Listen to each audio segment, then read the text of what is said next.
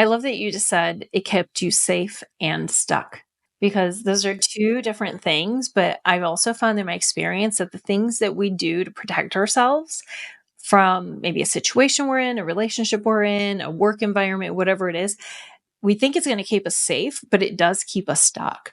And it's when you're finally able to take off that armor and breathe and think and decide, like, that all of these other doors open. So what was the catalyst? Like, what was the thing that prompted you to go on this soul searching mission? When I was 45, my oldest son was about ready to graduate from high school.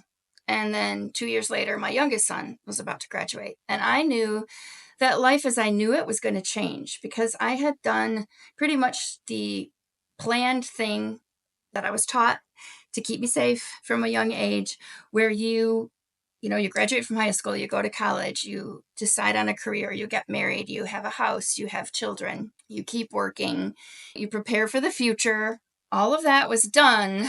And now I knew that everything was going to change because the roles that I played was going to be different. I was going to have this time. And as I started taking a hard look at myself, I realized there was a huge disconnect between who I was when I was in work mode and who I was when I was in home mode. I didn't see myself the way the world saw me. It bothered me for a little bit that I was like so off.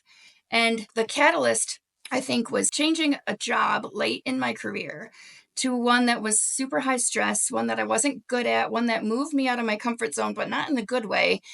And I only lasted a year at that job. Well, the rest of my life felt like I was falling apart when I hit my rock bottom. I was so stuck that I could not even find joy in life anymore. I couldn't find things to be grateful for. I couldn't get myself out of a funk, which had never happened to me before. I was always the overachiever. The plan was set. I was going to get there. But all of a sudden, I realized that I'd gotten to all the plans that I had ever set out to do, and yet something wasn't right. I wasn't right. And when I quit my job to follow my heart, that's when I learned I was a highly sensitive person.